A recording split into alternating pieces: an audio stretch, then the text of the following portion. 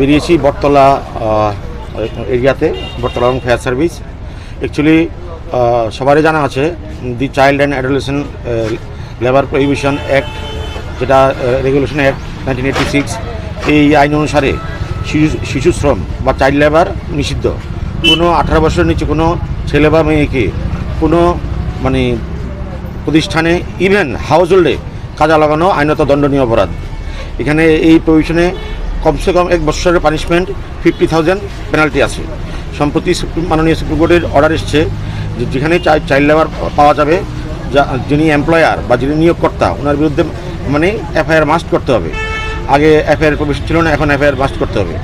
আমরা কিছুদিন আগেও সমস্ত বাজার ব্যবসায়ী, বিক্রিন ওনার সবাইকে নিয়ে আমরা আমাদের শ্রমভবনে সচেতনতামূলক সভা করি এবং সবাইকে সতর্ক করি, অনুরোধ করি যে আপনারা কোনো শিশুকে এই কোনো শ্রমের কাজে লাগাবেন না, এই কাজ থেকে বিরত থাকবেন।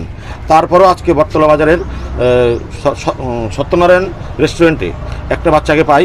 সেই বাচ্চাটাকে আমরা উঠিয়ে নিয়েছি, আমাদের ডিসিপিও সাহেব সাথে আছেন। এবং আজকে এখানে রাধাকৃষ্ণ সার্ভিং সেন্টার, এখানে এসে একটা হ্যাজার্ডিয়াস ওয়ার্ক প্লেসে আরেকটা বাচ্চাকে পাই আমরা। তো দুটো বাচ্চা, এবং সত্যনারায়ণের বাচ্চাটা সে স্টোভের মধ্যে গরম তেলের ইয়েতে পুরি ভাজছিল।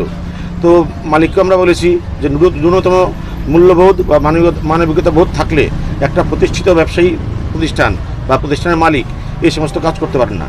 আমরা এফআইআর করব এবং সেক্ষেত্রে যা যা পেনাল প্রভিশন সবটা ইম্পোজ করব। এবং আগামী দিন আমরা সকলের উদ্দেশ্যে বলতে চাই যে এই অভিযান জারি থাকবে। আপনারা জানেন আগামীকাল বিশ্ব শিশুশ্রম বিরোধী দিবস, সারা বিশ্ব সেটা পালন করে। তো আমরা এই অভিযান কন্টিনিউ থাকবে এবং সবাইকে অনুরোধ করব প্রশাসনের সাথে সহযোগিতা করার জন্য এবং শিশু শ্রমের বিরুদ্ধে রুখে দাঁড়ানোর জন্য। কার উদ্যোগে আজকে অভিযানটা?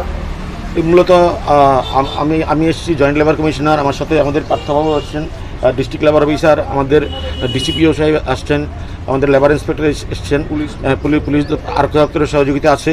তো আমরা যৌথভাবে এই অভিযানটা পরিচালনা করছি। স্যার, এই যে চলতি মাসে এই পর্যন্ত কতজন বাচ্চাকে আপনারা কিছুদিন আগেও আমরা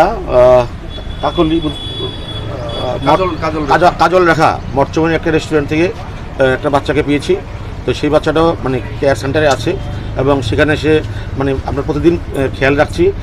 আমরা ওকে জিজ্ঞেস করেছি, আমাদের কাছে ভিডিও আছে, যে তুমি আর কি চপ ভাজবে বা ভাজতে চাও না পড়তে চাও? কারণ আমি এখানে থাকতে চাই, পড়তে চাই। তো আমরা ওদেরকেও সেখানে নিয়ে যাব। এবং প্রথম অবস্থায় হয়তো মনে হয় যে বাচ্চার ইচ্ছের বিরুদ্ধে না, এই কোমলমতি শিশুরা এখনও পড়াশোনা করতে চায়। যেই বয়সে স্কুলে থাকার কথা, পড়াশোনা করার কথা, সেই বয়সে এই বেগার শ্রম বা শিশু শ্রমের কাজে ওদেরকে নিয়োজিত করাটা একবারে অন্যায়, মানবিক মূল্যবোধহীন কাজ এবং অমানবিক কাজ। আমরা তাদের বিরুদ্ধে কড়া ব্যবস্থা নেব।